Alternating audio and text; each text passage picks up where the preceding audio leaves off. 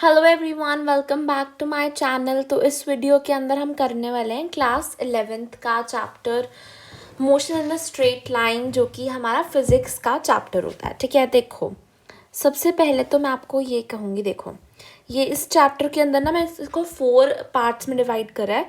First part के अंदर हम करेंगे इस चैप्टर को यहाँ तक, स्पेशल केसेस तक। इसके अंदर मैंने एक्स्ट्रा भी सब कुछ इंक्लूड किया जो नीट में पूछा जाता है, और एनसीईआरटी तो ऑब्वियसली इंक्लूडेड है। ठीक है, तो हम यहाँ तक करेंगे पहले पार्ट के अंदर। सेकंड पार्ट में हम मोशन अंडर ग्रेविटी करेंगे। ठीक है, यहाँ तक। उसके बाद थर्ड पार्ट में हम ग्राफ्स को पढ़ेंगे। एंड फोर्थ पार्ट के अंदर ट्रिग्नोमेट्री तो इज़ अ डिफरेंट टॉपिक, इसको तो मैं डिफरेंटली एक अलग वीडियो बनाऊंगी। तो फोर्थ पार्ट में हम ये करेंगे derivations of equations of motion. ये आपके स्कूल एग्जाम्स में पूछी जाएंगी, बट इन नीट एग्जाम के अंदर नहीं पूछी जाएंगी। ठीक है, तो जो नीट वाले के लिए प्रिपेयर कर रहे हैं वो 3 पार्ट्स में उनका चैप्टर जो है वो फिनिश हो जाएगा। ग्राफ्स भी वैसे तो अगर आपने देख रखा है बेसिक मैथ्स में तो ग्राफ्स भी करने की ज़रूरत नहीं है, you could skip that part also. But मैंने इसके अंदर ग्राफ्स भी इंक्लूड करा, फिर तो आपको 2 ही पार्ट्स में हो जाएगा अगर आप ग्राफ्स को आपने पहले कर रखा है तो। ठीक है, so without wasting time let's get started with the part 1। देखो, the word motion in a straight line, जो चैप्टर का नाम है, यही हमें क्या बता रहा है, मोशन क्या होता है। कोई भी चीज़ जब मूव कर रही है तो हम कह देते हैं कि वो मोशन में है। अगर वो स्ट्रेट लाइन यानी 1D मोशन कह लूँ मैं, यानी अगर वो स्ट्रेट लाइन के अंदर मूव कर रही है, ज़रूरी नहीं है that has to be along one axis, it could be anywhere. और फिर वो ऐसे भी हो सकती है, ऐसे भी हो सकती है, मतलब कोई भी पाथ हो सकता है उसका। ठीक है, but it should be straight. ठीक है, उसके बाद आ जाता है हमारे पास मोशन और रेस्ट होता क्या है। सबसे पहला हमारा टॉपिक आता है यहाँ पर। मोशन क्या है, जब हमारी change in position with time, यानी जो हमारी पोजीशन है जब वो टाइम के साथ चेंज हो रही है, यानी जैसे जैसे टाइम बढ़ रहा है हमारी अगर पोजीशन चेंज हो रही है तो हम कहेंगे कि हमारी जो बॉडी है वो मोशन के अंदर है।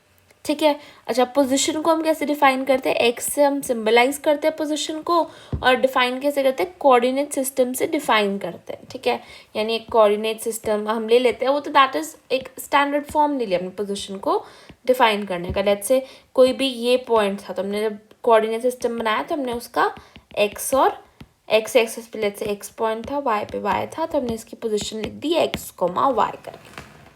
I hope this is clear. इसके बाद एक बहुत ही इंपॉर्टेंट पॉइंट आता है हमारे पास, रेस्ट और मोशन जो होते हैं वो रिलेटिव टर्म्स होते हैं। कैसे, रेस्ट और मोशन तो एकदम ऑपोजिट वर्ड्स हो गए ना। मोशन हो गया मूव कर रहा है, रेस्ट हो गया कि वो रुका हुआ है, वो मूव नहीं कर रहा है। रेस्ट का मतलब तो यही हो गया ना। तो how are rest and motion relative terms, क्योंकि पता है क्या होता है, अगर हम रेस्ट और मोशन को देखें तो एक बॉडी रेस्ट पे भी हो सकती है और एक बॉडी मोशन पे भी हो सकती है, and that too at the same time, but with respect to different frame of reference. तो हमारा जो कोई चीज़ मोशन में है या रेस्ट पे है वो इस बात पे डिपेंड नहीं करती है कि वो चीज़ मूव कर रही है नहीं कर रही, वो सबसे मेनली डिपेंड करती है respect to the frame of reference पे डिपेंड करती है। ये देखो किस पे डिपेंड करती है, फ्रेम ऑफ रेफरेंस पे डिपेंड करता है। हाउ, इसको देखते हैं। देखो जरूर मैंने आपको क्या बोला कि ज़रूरी नहीं है कि हम मूव कर रहे हैं तभी हम मोशन पे हैं, यानी हमारा जो फ्रेम ऑफ रेफरेंस है वो डिफाइन करता है कि हम रेस्ट पे हैं या मोशन पे, ना कि हमारी मूवमेंट डिफाइन करती है। कैसे, जैसे अगर मैं बिल्कुल स्टिल होके बैठ जाऊँ, बिल्कुल रेस्ट पोजीशन पे बैठ जाऊँ, बिल्कुल भी मूवमेंट ना शो करूँ, फिर भी मैं मोशन पे हूँ। अगर आप अर्थ के बाहर से देखो, क्योंकि अर्थ मोशन में है ना, तो फ्रेम ऑफ रेफरेंस इसमें बहुत बड़ा रोल प्ले करता है। अगर मैं लेट्स से भाग भी रही हूँ, ठीक है, लेट्स से कि मैं भाग रही हूँ, मेरे साथ कोई और जना भाग रहा है, वो भी सेम स्पीड से भाग रहा है, तो फिर उसके रिस्पेक्ट में मैं रेस्ट पे हूँ, चाहे मैं भाग रही हूँ फिर भी मैं रेस्ट पे हूँ। ठीक है, तो आई होप आपको ये बात तो बिल्कुल अच्छे से क्लियर हो गई होगी, बहुत बेसिक भी है। फिर आता है रेक्टिलिनियर मोशन, किसे कहते हैं, motion in a straight line को ही हम एक टर्म दे देते हैं, दैट इज रेक्टिलिनियर मोशन कह देते हैं। यानी motion in 1 dimension, motion in 1D। इसके बाद आता है हमारे पास डिस्टेंस और डिस्प्लेसमेंट। बहुत ही मतलब कॉमन सा टॉपिक है, दोनों का ही SI यूनिट मीटर्स होता है और डिस्प्लेसमेंट को हम यूजुअली S से सिंबलाइज करते हैं। डिस्टेंस और डिस्प्लेसमेंट में क्या बेसिकली फ़र्क होता है ना, पहले हम डिस्टेंस पे बात कर लेते हैं। डिस्टेंस जो होता है ना वो एक्चुअल पाथ लेंथ कवर्ड होता है। मतलब कि अगर लेट्स से मैं A पॉइंट पे थी, अब मैं B पॉइंट पे हूँ और मैं किस तरीके से आई, रुको I will have to use the another pen. मैं लेट्स से A पॉइंट पे थी, अभी मैं B पॉइंट पे हूँ और लेट्स से मैं कुछ इस तरीके का पाथ जो है वो कवर करके A से B पर पहुँची हूँ, ठीक है।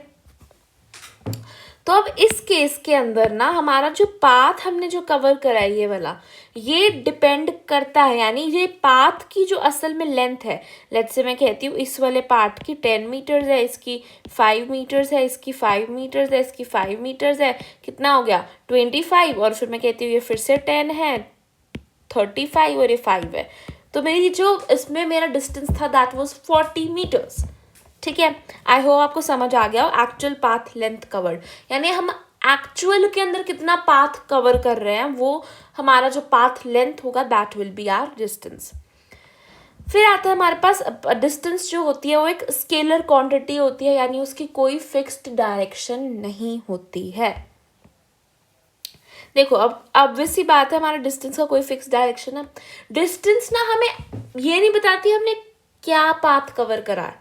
डिस्टेंस हमें कभी भी, ये डिस्टेंस और डिस्प्लेसमेंट में एक सेम बात है, दोनों हमें ये नहीं बताएंगे कि हमने पाथ क्या कवर करा। ऐसा क्यों? डिस्प्लेसमेंट तो देखो क्योंकि शॉर्टेस्ट डिस्टेंस होता है, वो हम बाद में बात करेंगे। डिस्टेंस क्यों नहीं बता रहा हमने क्या पाथ? डिस्टेंस हमें सिर्फ यही बताता है कि हमने कितना यानी कितना हमने हमारा लंबा कितना था डिस्टेंस। हो सकता है हमारा डिस्टेंस, मान लो ये एक पाथ लेंथ है, ठीक है, आई वुड से एक और पाथ लेंथ ली मैंने यहाँ पर कुछ इस तरीके से, रुको जस्ट अ सेकेंड, कुछ इस तरीके से ली और मैंने बोला कि ये भी जो है ये भी 40 मीटर्स है। तो डिस्टेंस क्या कहेगा कि आप A से B गए, फर्स्ट केस में भी आपको 40 मीटर्स डिस्टेंस ट्रैवल किया, सेकंड केस में आपने 40 मीटर्स किया। आपको कहीं चाहे आपका पाथ डिफरेंट था, फिर भी अगर आपकी पाथ लेंथ सेम है तो आपका डिस्टेंस सेम होगा। तो डिस्टेंस हमें ये नहीं बताता हमारा पाथ कैसा रहा, पर वो हमें ये ज़रूर बताता है कि हमारा पाथ कितना लंबा था। आई होप आपको ये भी पता चल गया। अब क्यों स्केलर की कोई फिक्स्ड डायरेक्शन नहीं है, क्योंकि ये हमें एक फिक्स्ड डायरेक्शन नहीं बता रहा है कि आप इसी डायरेक्शन में मूव करे थे, ठीक है। फिर आता है हमारे पास between two fixed points it can have infinite values. अब देखो A और B के बीच में डिस्टेंस की कितनी भी वैल्यूज हो सकती हैं, यानी अभी तो 40-40 ही थी दोनों केसेस में। व्हाट इफ मैं ऐसे करके आती, लेट्स से मैंने 50 मीटर्स कवर किया, 50 मीटर्स होगी। व्हाट इफ मैं ऐसे ऐसे ऐसे करके आती तो ज़्यादा हो गई, ठीक है। ऐसे बहुत सारे हमारे ऑप्शन हो सकते हैं। There could be infinite possible ways. हो सकता है मैं A के से लेकर मैं हिमालय चली गई, फिर मैं B पे आई, देखो कितनी बड़ी वैल्यू आ गई है ना। तो यहाँ पे हम देख सकते हैं between two fixed points it can have infinite values. ये प्लस हो सकती है या जीरो हो सकती है, या तो आपने कोई डिस्टेंस नहीं कवर किया, आपने कुछ किया है। नेगेटिव में कभी नहीं होगी, क्योंकि डिस्टेंस का मतलब ही यही है आपने कितने, एक तरीके से आपने कितने स्टेप्स चल लिए, ठीक है, आपने कितना डिस्टेंस कवर करा। तो ये पॉजिटिव हो सकता है अगर आपने कुछ कवर किया, जीरो हो सकता है आपने कुछ कवर नहीं करा in the given period of time obviously, ठीक है। एक बार मैं इसको हाँ, फिर आता है हमारे पास इन रेक्टिलिनियर मोशन, ये तो बाद के पॉइंट्स है। चलो अब हम आते हैं डिस्प्लेसमेंट पे, ठीक है। डिस्प्लेसमेंट जो होता है ना, ये शॉर्टेस्ट पाथ लेंथ है। मैंने इसको इसीलिए नहीं इरेज करा कि यहाँ पे इस केस में मेरी डिस्प्लेसमेंट होगी दिस। लेट्स से A और B के बीच में सिर्फ 10 मीटर्स का ही डिस्टेंस था, तो डिस्प्लेसमेंट मेरी 10 मीटर्स ही होगी, चाहे मैं ऐसे करके आऊँ, चाहे मैं ऐसे करके आऊँ, चाहे मैं हिमालय जाकर फिर B पे आऊँ, तो भी मेरी डिस्प्लेसमेंट क्या होगी, 10 मीटर्स ही रहेगी। क्यों रहेगी? क्योंकि हमने एक तरीके से डिस्प्लेसमेंट वर्ड ये बता रहे हैं हम डिस्प्लेस कितना हुए। हम A पॉइंट पे थे, B पॉइंट पे आए, तो हम 10 मीटर्स डिस्प्लेस हो गए अपने इनिशियल पोजीशन से। तो फाइनल पोजीशन कितनी ज़्यादा दूर है इनिशियल पोजीशन के, ये हमेशा एक ही, इसकी ये देखो इसका डायरेक्शन है, मैं ये नहीं कह रही हूँ इसका वो डायरेक्शन है, आई एम नॉट सेइंग कि इसका जो डायरेक्शन है वो डायरेक्शन है जहाँ पे हमने मूव किया। ये पाथ का डायरेक्शन नहीं है, पर एक किसका डायरेक्शन है? इसका तो डायरेक्शन है ना, डिस्प्लेसमेंट तो एक स्पेसिफिक डायरेक्शन है इसका। ये रहा, देखो ये डिस्प्लेसमेंट का डायरेक्शन है, ठीक है।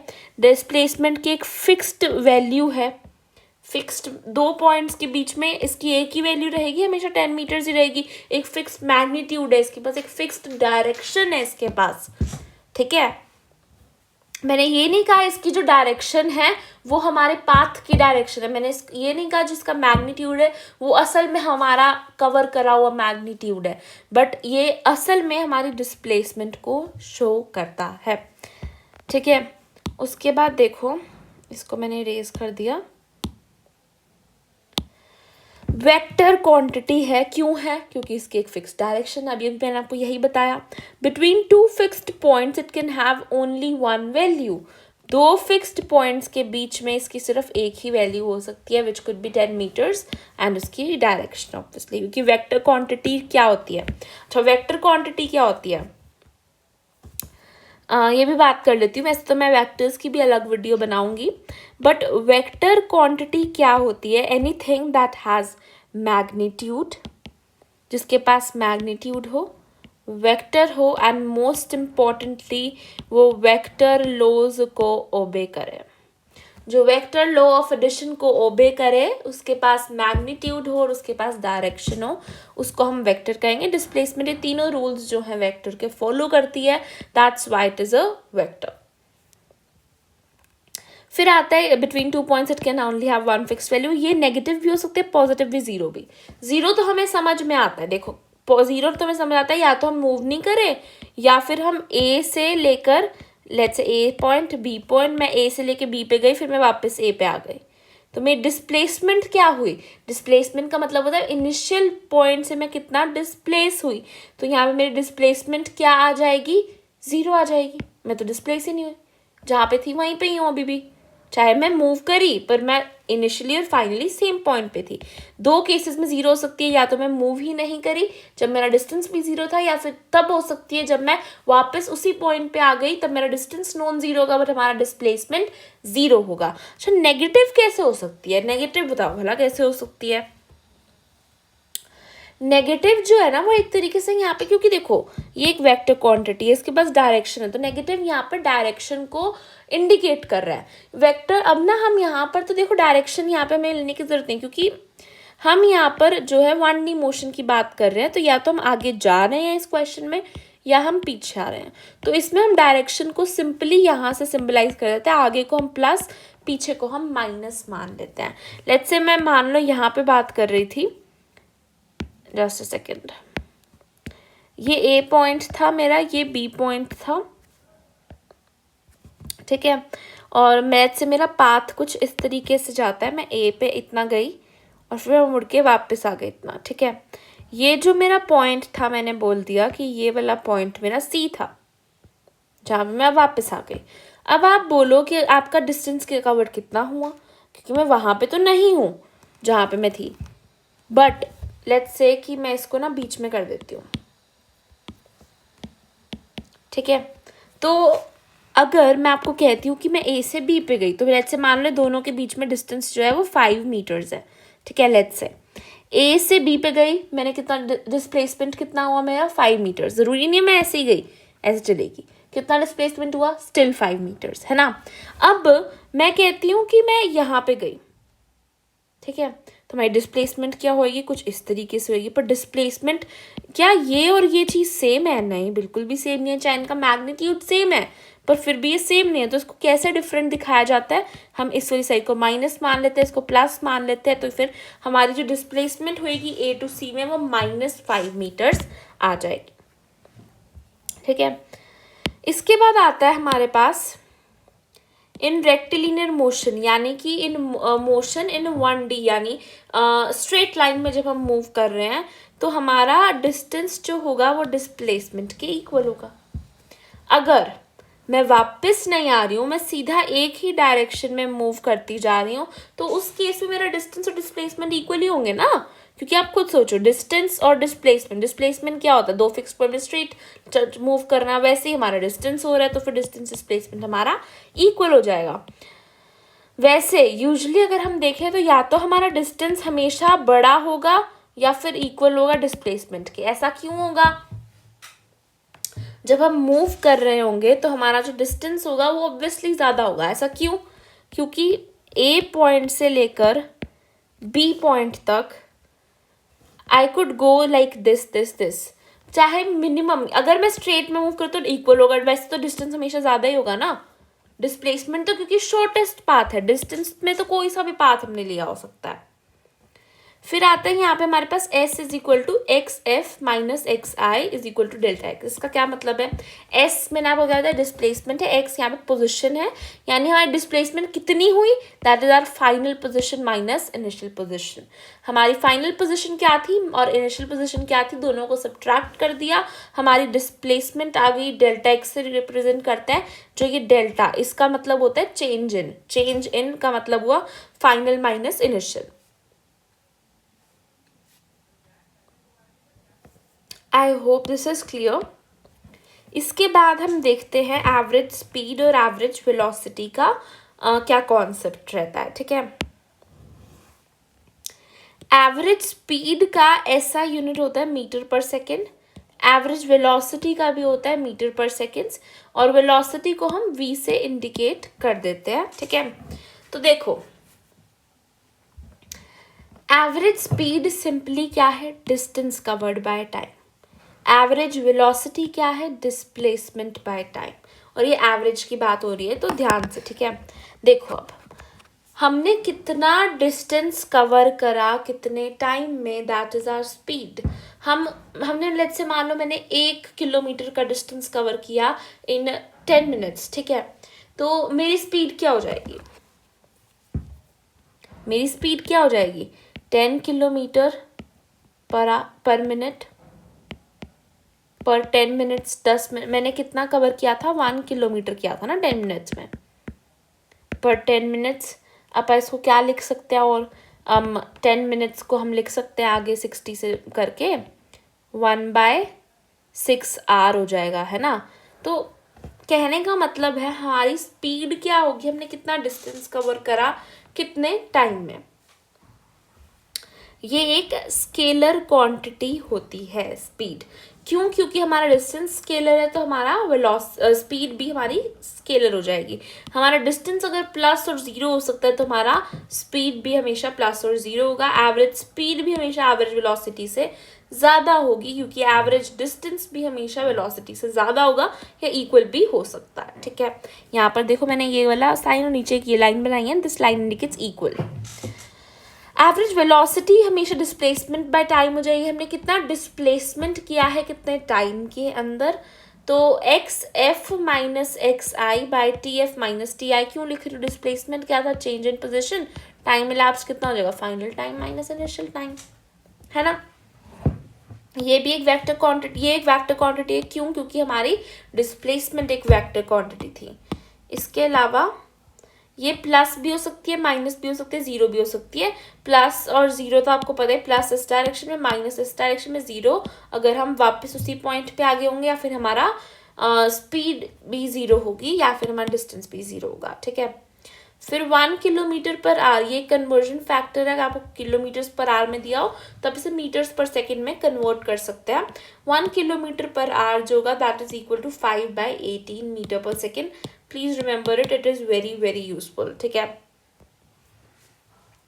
इसके बाद डिफ्रेंशिएशन मैं आपको यहाँ पे नहीं बताऊंगी, जबकि मैंने लिख रखा है वैसे तो, बट मैं आपको यहाँ पे नहीं एक्सप्लेन करूंगी क्योंकि मैंने डिफ्रेंशिएशन इंटीग्रेशन की अलग से वीडियो बना रखी है। ठीक है, तो अगर आपको नहीं आती है डिफ्रेंशिएशन तो आप उसकी वीडियो देख सकते हो।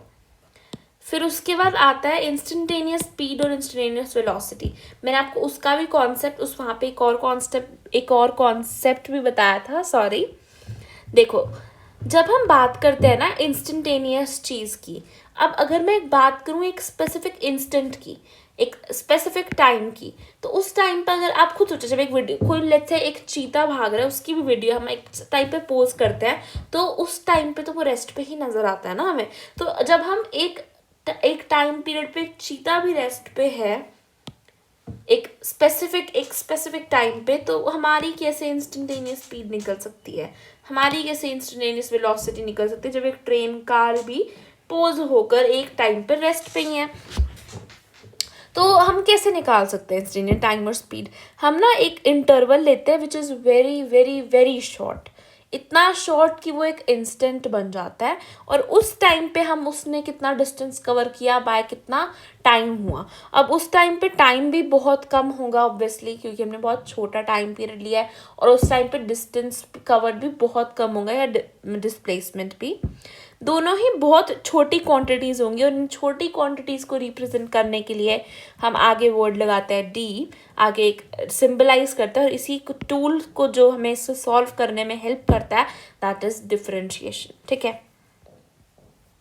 तो average speed in a very small interval of time, यानी एक बहुत छोटे इंटरवल ऑफ टाइम में क्या उसकी एवरेज स्पीड निकाल, हम वही एवरेज स्पीड रहे, कैसे निकालेंगे? डिस्टेंस अपॉन टाइम, उस पर बहुत ही छोटे टाइम पीरियड में निकाला। तो मैंने निकाला तो ये डिस्टेंस है, यहाँ पे डिस्टेंस को सिंबलाइज कर रहा है, डिस्टेंस बाय टाइम ही लिखा है, बस यहाँ पे मैंने छोटा टाइम पीरियड ले लिया, तो ये इंस्टेंटेनियस स्पीड आ गई। और ये एक स्केलर क्वांटिटी है, क्यों? क्योंकि हमारी डिस्टेंस एक स्केलर क्वांटिटी है।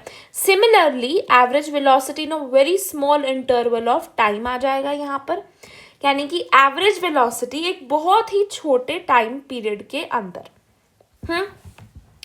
ये एक वेक्टर क्वांटिटी हो जाएगी। ठीक है, अब वेक्टर है तो इसका कोई ना कोई डायरेक्शन भी होगा फॉर श्योर, है ना। तो इंस्टेंटेनियस वेलोसिटी क्या हो जाएगी हमारी, ये बाद में देखते हैं, पहले हम इसकी डायरेक्शन देखते हैं, टेंजेंशियल टू पाथ कैसे होगी। लेट्स से कि मेरा पाथ, वैसे तो अभी यहाँ पर हम स्ट्रेट लाइन मोशन की बात करें तो स्ट्रेट लाइन मोशन में तो इसकी ऑब्वियसली स्ट्रेट डायरेक्शन के अंदर होगी, बट लेट्स से अगर मैं कर्व बात करती हूँ, तो अगर मैं कर्व की बात करूँ, जस्ट अ सेकेंड,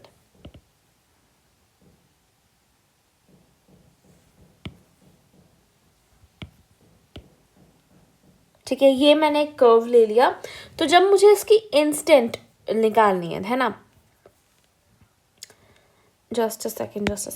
अच्छा, अब मेरे को कई बच्चे बोलेंगे, देखो कई लोगों के मन में आएगा, देखो ऐसी बात नहीं है कि ए पॉइंट ये है, बी पॉइंट ये है, डिस्प्लेसमेंट की तो डायरेक्शन स्ट्रेट होती है, तो हमेशा डायरेक्शन यही होगी, क्या करना है हमें टेंजेंशियल टू पाथ करके। पर नहीं, हम यहाँ पर ए से बी का डिस्टेंस नहीं देख रहे हैं, हम यहाँ पर ए से बी में डिस्टेंस नहीं देख रहे हैं, हम यहाँ पे एक इंस्टेंट की बात कर रहे हैं। और लेट्स से कि वो इंस्टेंट कुछ ये है, मैं इसको थोड़ा जूम कर देते हैं, लेट्स से कि वो इंस्टेंट कुछ ये है, लेट्स से पी पॉइंट है। ठीक है, अब इस इंस्टेंट के ऊपर क्या वेलोसिटी होएगी, तो इस इंस्टेंट पे हमारी वेलोसिटी टेंजेंशियल होएगी, यानी जैसा भी है तो कुछ इस तरीके से होगी। आप देखो ना, ये इतनी सी तो एक स्ट्रेट लाइन की तरह ही है ना, हम तो बहुत इससे भी बहुत छोटा टाइम इंटरवल लेने वाले हैं, तो इसकी टेंजेंशियल होगी। सर्कुलर पाथ हो, कुछ भी हो, टेंजेंट तो हम समझते ही हैं, हम पढ़ते आ रहे हैं मैथ्स के अंदर। ठीक है, तो आई होप आपको समझ आ गया होगा कि डायरेक्शन क्या होगी, डायरेक्शन ए टू बी नहीं होगी इस केस के अंदर। हाँ, ऑल ओवर अगर हम एवरेज बताएं तो ए टू बी ही होगी, पर वैसे अगर हम एक इंस्टेंट पे बताएं तो यहाँ पे ये होगी, यहाँ पे ये होगी, यहाँ पे ये होगी। ठीक है,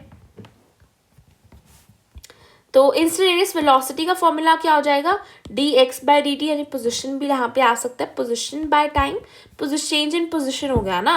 अब आप सोचो चेंज इन पोजिशन लेना होता है, यहाँ पे तो आपने पोजिशन ले लिया, अब एक इंस्टेंट पे तो पोजिशन में चेंज ही नहीं हुआ होगा ना, एक स्पेसिफिक इंस्टेंट पे तो कितना ही चेंज हुआ होगा पोजिशन में, है ना। तो डिस्प्लेसमेंट बाय टाइम भी ले सकते हो, पोजिशन बाय टाइम भी ले सकते हो। ठीक है, फिर आता है हमारे पास एक्सलरेशन। अब एक्सलरेशन क्या होता है, एक्सलरेशन को हम ए से रिप्रेजेंट करते हैं।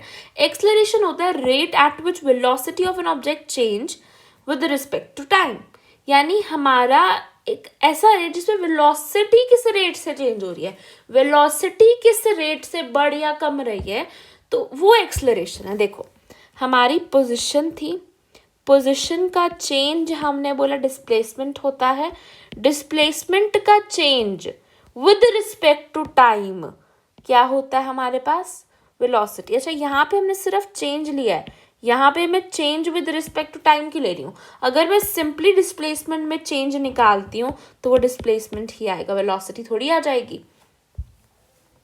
डिस्प्लेसमेंट टाइम के साथ कैसे चेंज हो रहा है, यानी कि नॉट एग्जैक्टली चेंज हो रहा है, हमारा डिस्प्लेसमेंट क्या आ रहा है इन टाइम, हमारी position with respect to time कैसे चेंज हो रही है, तो वो हमारे पास आती है वेलोसिटी। अब हमारी वेलोसिटी अगर चेंज, देखो अगर वेलोसिटी हमारी एक कांस्टेंट है, कांस्टेंट का मतलब होता है यानी 2 है या कब से 3 ही चलती आ रही है, एक प्रॉपरली एक ही वेलोसिटी से हम चलते आ रहे हैं, उस केस में हमारी एक्सेलरेशन नहीं होगी, हमारी एक्सेलरेशन 0 होगी उस केस के अंदर, क्योंकि हमारी वेलोसिटी चेंज ही नहीं हो रही है। लेट्स से कि मेरी पोजीशन यही है, तो मेरी वेलोसिटी कैसे हो सकती है? अगर मेरी पोजीशन मैं यहीं पे ए पॉइंट पे ही थी, ए पॉइंट पे ही हूँ, ए पॉइंट पे ही रहूँगी, तो मेरी वेलोसिटी कभी भी चेंज नहीं होगी। चेंज क्या, मेरी वेलोसिटी होएगी नहीं, मेरी उस टाइम पे वेलोसिटी 0 हो जाएगी, क्योंकि मेरी चेंज इन पोजीशन हो ही नहीं रहा है। ठीक है, उसी केस में अगर मेरी वेलोसिटी एक कांस्टेंट रहती है तो उस केस में मेरे पास एक्सेलरेशन नहीं होगी, एक्सेलरेशन ही 0 होगी।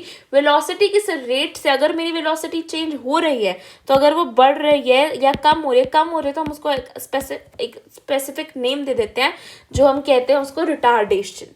ठीक है, तो देखो हमारी वेलोसिटी किस रेट से कम या ज़्यादा हो रही है, वो रेट जो होगा वो एक्सेलरेशन होगा। आपको एक बहुत ही फ्रैंक से एग्जांपल देती हूँ मैं यहाँ पर, just a second. For example मैं बोलती हूँ मेरी वेलोसिटी 2 थी, ठीक है, अब मेरी वेलोसिटी 4 हो गई है, अब मेरी वेलोसिटी 6 हो गई है। 2 से 4 होने में मुझे 1 सेकेंड लगा, 4 से 6 होने में मेरी वेलोसिटी को 1 सेकेंड लगा, तो मेरी एक्सेलरेशन कितनी है? हमारी एक्सेलरेशन रहेगी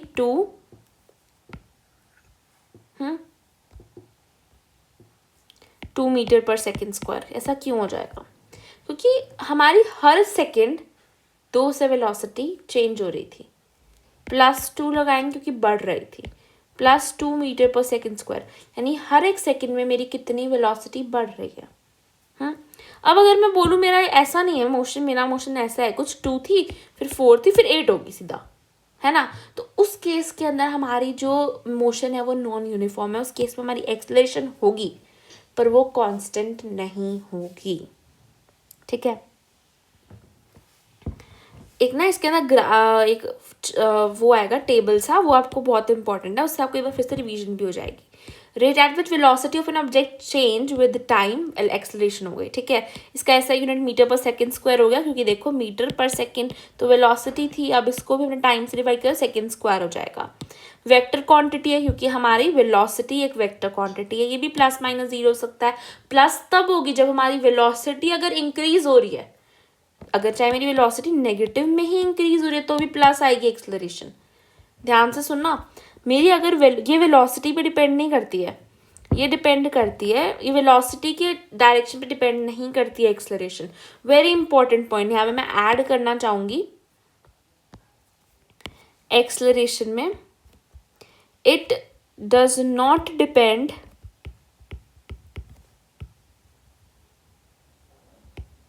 ऑन डायरेक्शन ऑफ वेलोसिटी। ठीक है, अच्छा अगर आपको ये नोट्स चाहिए तो आप मुझे कमेंट कर दो, फिर मैं आपको अपलोड करा दूंगी अगर किसी को भी अगर चाहिए तो नोट्स। ठीक है, तो देखो अगर मैं बात करूं एक्सेलरेशन क्या है, acceleration does not depend on direction of velocity, यानी फिर +-0 क्यों आ रहा है? अगर मेरी वेलोसिटी बढ़ रही है, वेलोसिटी का मैग्नीट्यूड अगर बढ़ रहा है मेरा, क्योंकि अगर वेलोसिटी चेंज होएगी तभी तो एक्सेलरेशन की हम बात कर रहे हैं, तो अगर मेरी वेलोसिटी बढ़ रही है, उसका मैग्नीट्यूड बढ़ रहा है, हम डायरेक्शन से क्योंकि यहाँ पे ना माइनस, वैसे माइनस में अगर हमारा टर्म बढ़ता है, वैसे -4 जब वो छोटा है -2 से, पर यहाँ पर माइनस जब वो डायरेक्शन को सिम्बलाइज कर रहा है, उसके मैग्नीट्यूड को सिम्बलाइज नहीं कर रहा है, तो हम यहाँ पे वेलोसिटी के मैग्नीट्यूड की बात कर रहे हैं, उसके साइन को हटा के बात करें। अगर उसका जो नंबर है वो बढ़ रहा है, इंक्रीज कर रहा है, तो इसका मतलब उसकी स्पीड वेलोसिटी उसकी बढ़ रही है, चाहे डायरेक्शन कुछ भी हो। ठीक है, तो हमारी एक्सेलरेशन हमेशा पॉजिटिव होगी उस केस में। पर अगर हमारी वेलोसिटी कम हो रही है, अगर उसका नंबर, उसका जो मैग्नीट्यूड है वो कम हो रहा है, तो हमारी एक्सेलरेशन नेगेटिव होगी। एक तरीके से ना एक्सेलरेशन एक तरीके का अपोज कर रहा है उस केस के अंदर मोशन को, यानी वो मोशन को अपोज कर रहा है इस तरीके से कि वो स्लो होता जा रहा है, रिटार्डेशन कर रहा है, वो उसे रिटार्ड कर रहा है मोशन को, ठीक है। जीरो तब होगी जब हमारी वेलोसिटी कांस्टेंट होगी। Is that clear? When acceleration is negative it is termed as retardation, ये मैंने आपको पहले भी बताया, ठीक है। इसके बाद हम देखते हैं एक्सेलरेशन एवरेज का फॉर्मूला क्या हो जाएगा, वेलोसिटी में कितना चेंज, टाइम में कितना चेंज, वही same v f minus v i by t f minus t i. और एक्सेलरेशन इंस्टेंटेनियस की बात करें तो वही डिफरेंशिएशन का यूज करेंगे हम, d v by d t. अच्छा, एक और चीज़ बता देती हूँ, यहाँ पे मैंने वैसे तो बता रखा है डिफरेंशिएशन वाली वीडियो के अंदर कि अगर हमें वैसे क्वेश्चंस के रिलेटेड अगर मैं बात करूँ तो हमें कुछ इस तरीके से रिलेशन दिया होगा, v is equal to 3t², ठीक है। तो इस केस में मैं क्या करूँगी, यहाँ पर डिफरेंशिएशन v की जगह पे मैं 3t² को पुट करूँगी, 3t² की डिफरेंशिएशन करेंगे, क्या हो जाएगी, ये 2 पर एक्सपोनेंट की पावर के अंदर है तो ये नीचे आ जाएगा, क्या 3 तो एज इट इज रहेगा। जब तक हम आगे वाले कांस्टेंट को जीरो नहीं कर सकते तब तक, कब तक नहीं कर सकते, जब तक वो आगे वाले कांस्टेंट के साथ में उसका वेरिएबल है, यानी t जब तक है तब तक मैं 3 को जीरो नहीं कर सकती हूँ। तो मैंने यहाँ पे 3 लिखा और 2 क्योंकि नीचे आ जाएगा पावर में, यहाँ पे t एज इट इज रहेगा और t की जो पावर थी उसमें से एक कम हो जाएगा, t की पावर 2 थी, एक कम होके क्या बन जाएगी, 1 बन जाएगी, विच इज ऑलरेडी t।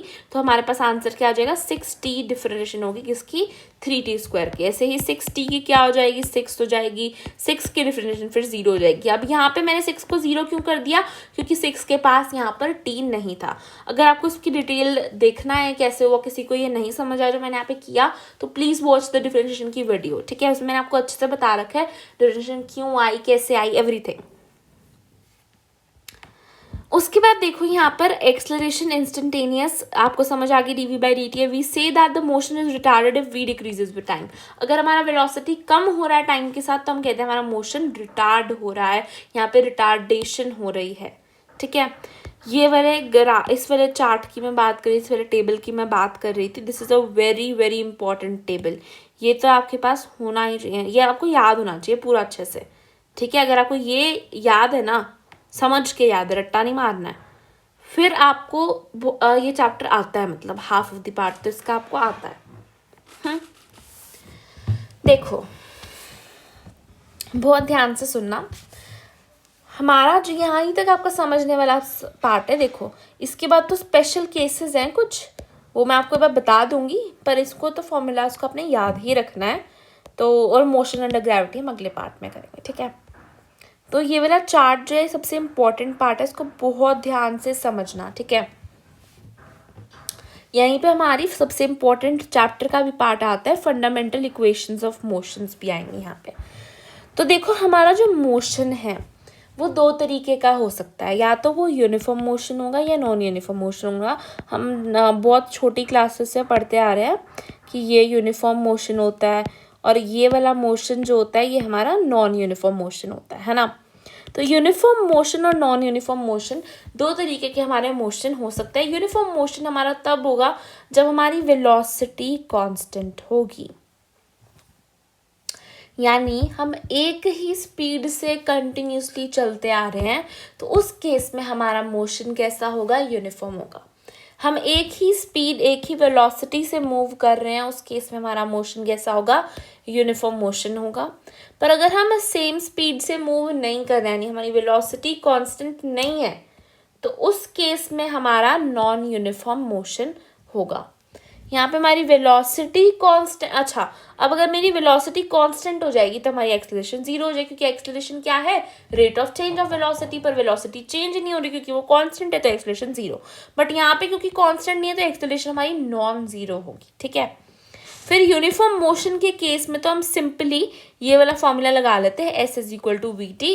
ये हम बचपन से भी पढ़ते आ रहे हैं, डिस्टेंस इज इक्वल टू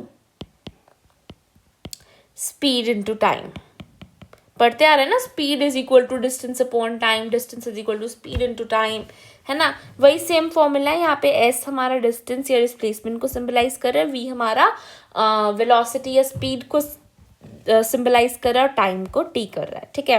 पर बात करते हैं हम यहाँ पर नॉन यूनिफॉर्म मोशन की, which is very very important. अब मैंने आपको बोला नॉन यूनिफॉर्म मोशन में मेरी वेलोसिटी तो कांस्टेंट नहीं है, तो बहुत सिंपल है ना। वेलोसिटी तो मेरी नॉन कांस्टेंट है और एक्सेलरेशन मेरी नॉन जीरो होगी क्योंकि वेलोसिटी मेरी कांस्टेंट नहीं है। पर अब इसके भी दो पार्ट्स हो सकते हैं, एक हो सकता है हमारे पास यूनिफॉर्मली एक्सेलरेटेड मोशन और एक हो सकता है मेरे पास non uniformly accelerated motion. Velocity तो मेरी कांस्टेंट नहीं है, स्पीड तो मेरी कांस्टेंट नहीं है, पर क्या स्पीड का चेंज होने का तरीका कांस्टेंट है?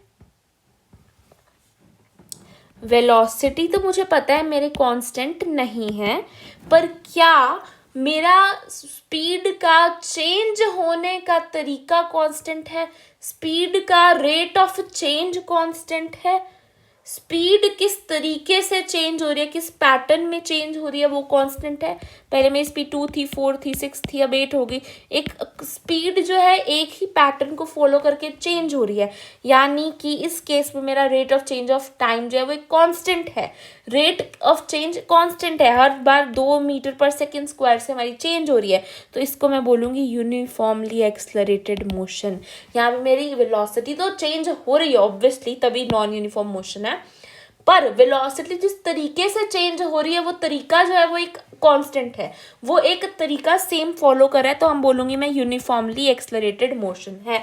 यानी मेरी जो एक्सलरेशन है वो यहाँ पे जीरो नॉन जीरो तो है ही दोनों केसेस में, पर यहाँ पे मेरी एक्सलरेशन क्या आ जाएगी? कांस्टेंट आ जाएगी। कांस्टेंट होगा, एक नंबर होगा फिक्स्ड।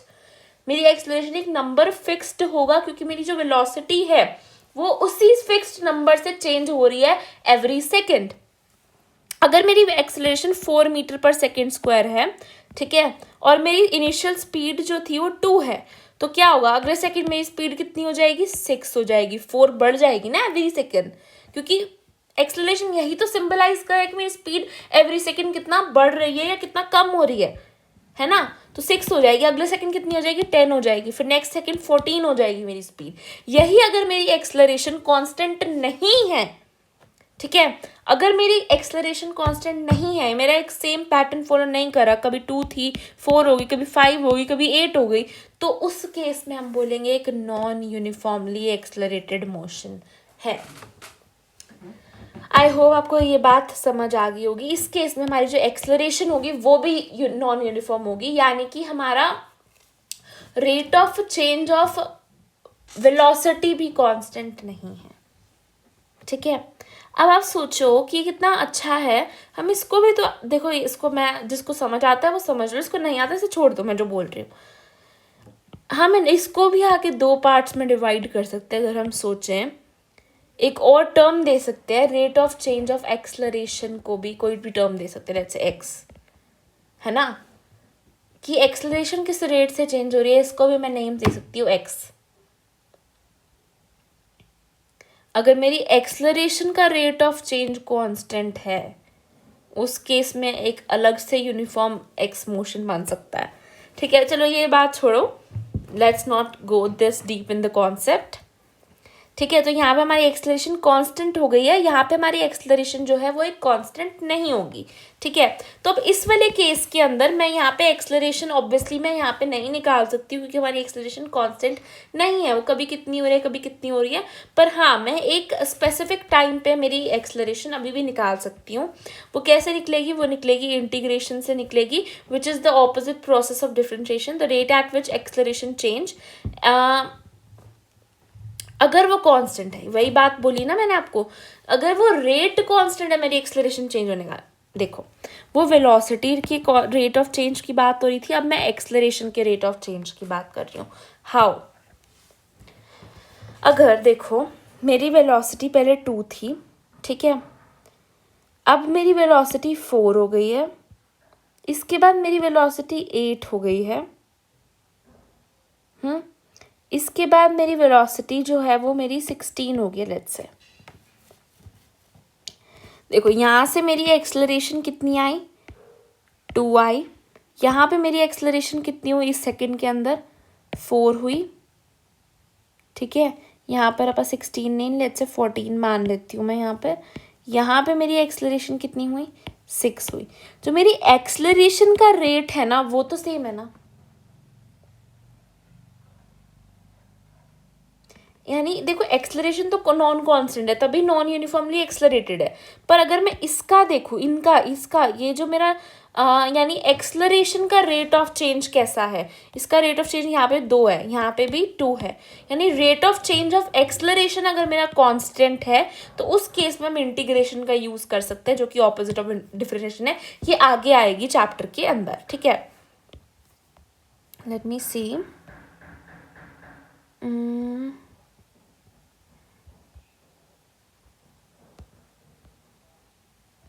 ये रहा, यहाँ पे आएगी, ठीक है। तो ये मैं इसको आपको वहीं पे करा लूँगी, ये जो मोशन अंडर ग्रेविटी करेंगे ना तभी मैं कर लूँगी, ठीक है, ये वाला पार्ट। अभी हम वापस आते हैं। तो आई होप आपको ये वाला पार्ट समझ आ गया होगा।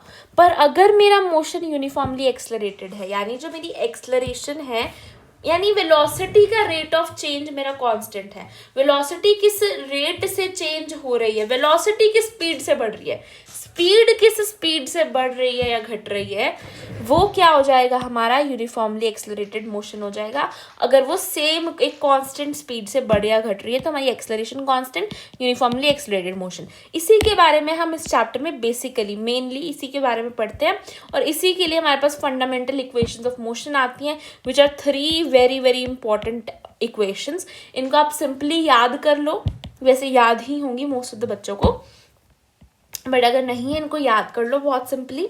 नीट के अंदर तो बस हमें इनको याद करने की ज़रूरत है, बट अगर हमारा स्कूल एग्ज़ाम आ जाता है, ठीक है, अगर हमारे स्कूल एग्ज़ाम आता है तो उसके अंदर मुझे इनकी डेरिवेशंस भी पूछी जाती हैं, which is the very favourite question CBSE का, ठीक है। तो हम उसकी इक्वेशंस ऑफ मोशन की डेरिवेशन भी करेंगे इन द लास्ट पार्ट। तो इनको देखते हैं इक्वेशंस क्या है हमारी। v is equal to u plus a t. देखो u हमेशा क्या सिंबलाइज करते हैं, हमारी इनिशियल वेलोसिटी। इनिशियल हमारी क्या वेलोसिटी, v सिंबलाइज करता है हमारी फाइनल वेलोसिटी। तो final velocity is equal to initial velocity plus acceleration into time. Displacement is equal to initial velocity into time plus half a t square, यानी acceleration time का square. Time का square है यहाँ पे, acceleration का square नहीं है, acceleration t square. उसका v square minus u square is equal to 2as। V हमारा फाइनल वेलोसिटी, यू हमारी इनिशियल वेलोसिटी, 2as, ए हमारा एक्सलरेशन, एस हमारी डिस्प्लेसमेंट। इसको तो आप वीडियो को पॉज करो इन केस आपको याद नहीं है, और इन 3 इक्वेशंस को लिख कर बहुत बार याद करो, वैसे आपको याद हो भी जाएंगी क्वेश्चंस प्रैक्टिस में। v is equal to u plus a t, s is equal to ut plus half at square, v square minus u square is equal to 2as। ये 3 equations of motion हम सबको याद होनी चाहिए। इसके बाद आते हैं हमारे पास कुछ special cases that are for uniformly accelerated motion, यानी जब हमारा ये वाला मोशन, ये वाली इक्वेशंस जब यूज होती है तो उस केस में हम कुछ स्पेशल केसेस यहाँ पर पढ़ते हैं, ठीक है। लेट्स सी, हमारे पास फर्स्ट केस आता है, ये वाले कुछ फॉर्मूलाज हैं। देखो, अगर आपसे पूछा जाए कि आपकी डिस्प्लेसमेंट nth सेकंड में कितनी है, यानी आपसे पूछा जाए 5th सेकंड के अंदर मैंने कितनी डिस्प्लेसमेंट करी, इस बॉडी की ये इनिशियल स्पीड थी, इस बॉडी की ये एक्सलरेशन थी, ये इस बॉडी का सब कुछ था, तो आपको डिटेल्स दे दिया। आपसे पूछा जाए कि इसकी आपकी nth सेकंड में इसने कितनी डिस्प्लेसमेंट, 5th सेकंड से पूछ लिया, 7th पूछ लिया, कोई भी सेकंड के अंदर उसकी कितनी डिस्प्लेसमेंट हुई ये पूछ लेते हैं। तो एक तरीके से वो क्या पूछ रहे हैं, अगर वो पूछते हैं सेकंड में कितनी हुई, थर्ड ले लेते हैं, सेकंड सुनने में थोड़ा कंफ्यूजिंग दिखता है। 3rd सेकंड के अंदर उनकी कितनी डिस्प्लेसमेंट हुई ये पूछते हैं। तो वो एक तरीके से क्या पूछ रहे हैं कि जब टाइम 2 से 3 के बीच में कितनी हुई। देखो, 0 से 1 इज योर फर्स्ट सेकंड, 1 से 2 इज योर सेकंड सेकंड, 2 से 3 इज योर थर्ड सेकंड, है ना। तो वो एक तरीके से क्या पूछ रहे हैं, इस टाइम पीरियड में कितनी आपकी डिस्प्लेसमेंट हुई। तो आप इसको यहाँ से डिराइव भी कर सकते हो। आपको u यहाँ पे गिवन होगा, t आपका क्या हो जाएगा यहाँ पर 1 सेकेंड हो जाएगा, ठीक है, प्लस हाफ आ जाएगा, a एक्सलरेशन आ जाएगी, टी स्क्वायर हो जाएगा आपका 1 सेकेंड ही। यहाँ पे आप सेकेंड को, टाइम को यहाँ पे लिख सकते हो। आपका ये वाला फॉर्मूला आ जाएगा, वैसे तो बेटर है इनको याद रख लो। क्या हो जाती है हमारी displacement in nth second, u plus u plus a by two 2n minus one, ठीक है। u plus a by two into 2n minus one, and यहाँ पे आपका सेकेंड का जो भी थर्ड सेकेंड पूछा let's say u plus a by two 2n minus one, ठीक है। u plus a by two 2n minus one. Second आपका इंपॉर्टेंट फॉर्मूला आ जाता है आपके पास v एवरेज, यानी आपकी वेलोसिटी एवरेज कैसे निकाल सकते हैं हम इसको। नॉर्मली डिस्प्लेसमेंट बाय टाइम करते हैं, या फिर हम हमारे v plus you by two भी कर सकते हैं। Final velocity plus initial velocity divided by two, इनका एवरेज ले लिया हमने इनिशियल और फाइनल का, ठीक है। v मिड, अगर मुझे बताना है मिड, यानी जैसे मेरा a से b पाथ था 10 मीटर्स का, यहाँ पे 5 मीटर्स के बाद एक पॉइंट था C, तो मेरे को आपको ये बताना है कि C पॉइंट पे उसकी क्या वेलोसिटी होएगी। तो वो हम यहाँ पे ऐसे कैलकुलेट करते हैं, under root v square plus u square by two, v square plus u square by two का अंडर रूट हमारी वेलोसिटी देते हैं at the middle point of the path.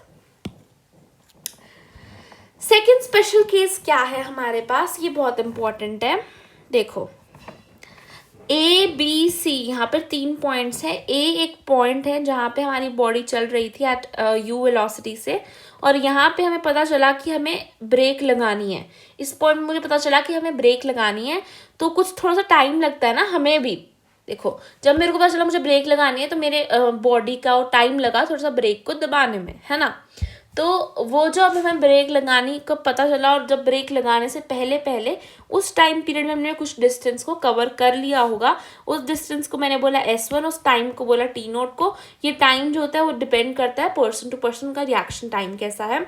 जब जैसे ही ब्रेक लगा दी उसके बाद क्या होता है, एक्सलरेशन लगनी शुरू हो जाती है, एक रिटार्डेशन लगनी शुरू हो जाती है, और वो रिटार्डेशन लगती रहेगी हमें जब तक बॉडी रेस्ट पे नहीं आ जाती है ना। तो उस जब तक वो बॉडी रेस्ट पे नहीं आती वो रिटार्डेशन लगेगी, और वो भी उस टाइम के पीरियड के अंदर भी वो कुछ डिस्टेंस कवर करेंगे, that would be known as your stopping distance. Stop होने के टाइम के अंदर कितना डिस्टेंस हमने कवर कर लिया।